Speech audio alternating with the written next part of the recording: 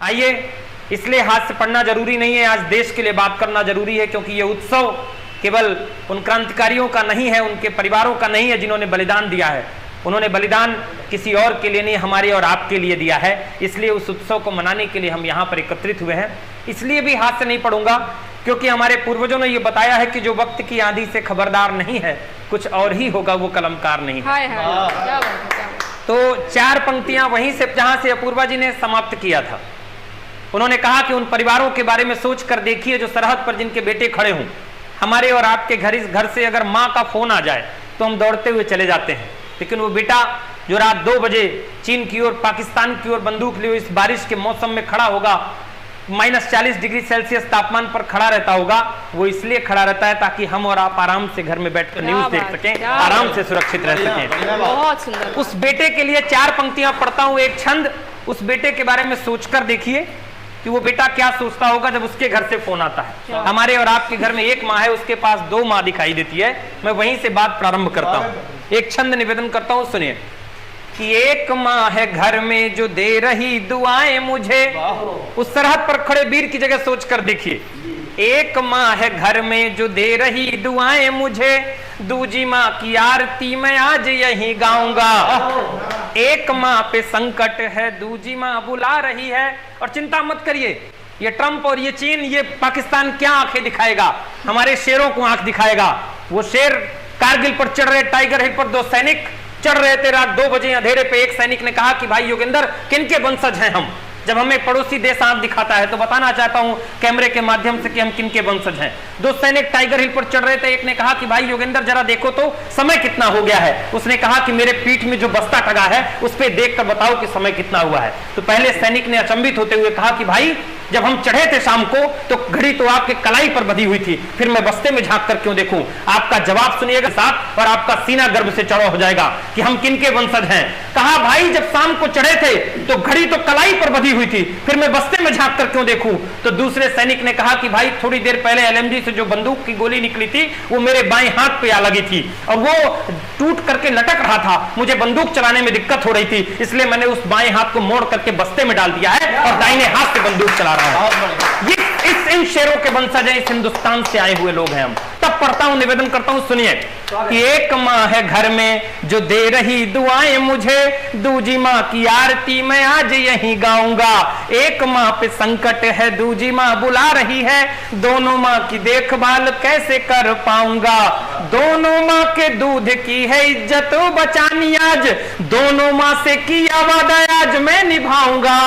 मैं शब्द पलटता हूं और अंतिम पंक्ति में अगर दोनों माँ का वचन निभा दिया हो बेटा तो फिर आप सबकी तालियां और वाह चाहिए कि दोनों माँ के कोख की है इज्जत बचानी आज, दोनों माँ से किया वादा आज मैं निभाऊंगा।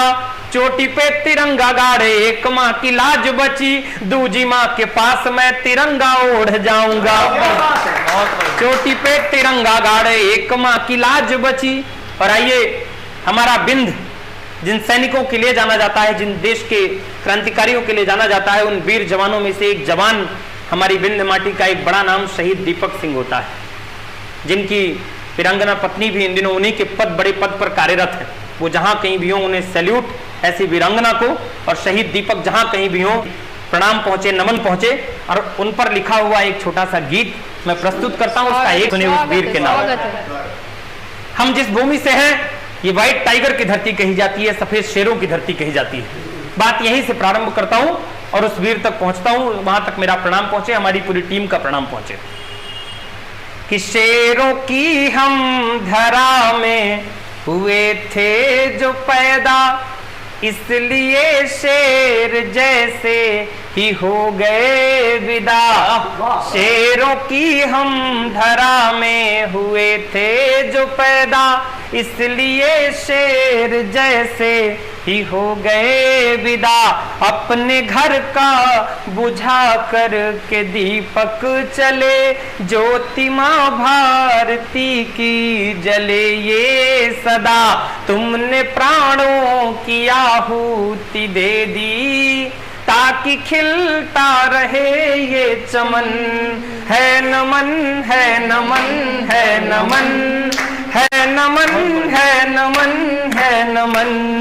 है नमन है नमन है नमन है नमन है नमन है नमन। पहला बंद स्वागत। कि यार मेरे सभी मिलने आए मुझे। वो वक्त याद करिए जिस वक्त शहीद दीपक शेर के रूप में तिरंगे में लिपट कर आया था। कोरोना काल चल रहा था, मेरे मन में एक डर लगा कि जब वो शेर आएगा अपनी धरती पर तो कहीं 4-6 लोग कोविड के डर से ना एकत्रित हो।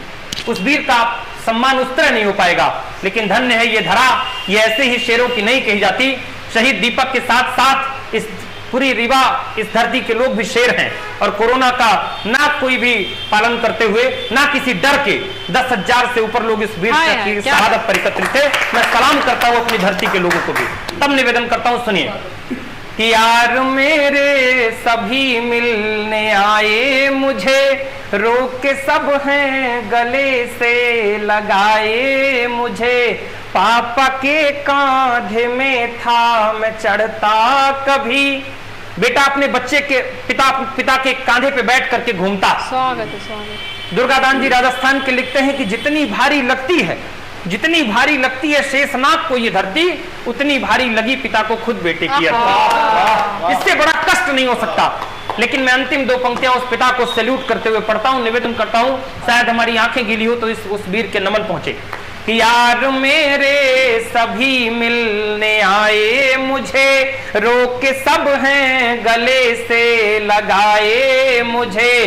पापा के कांधे में था मैं चढ़ता कभी, फिर से वो आज कांधे में लाए मुझे।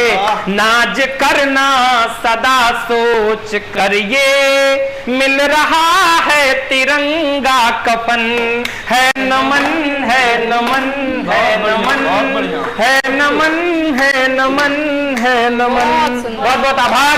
भारत माता की।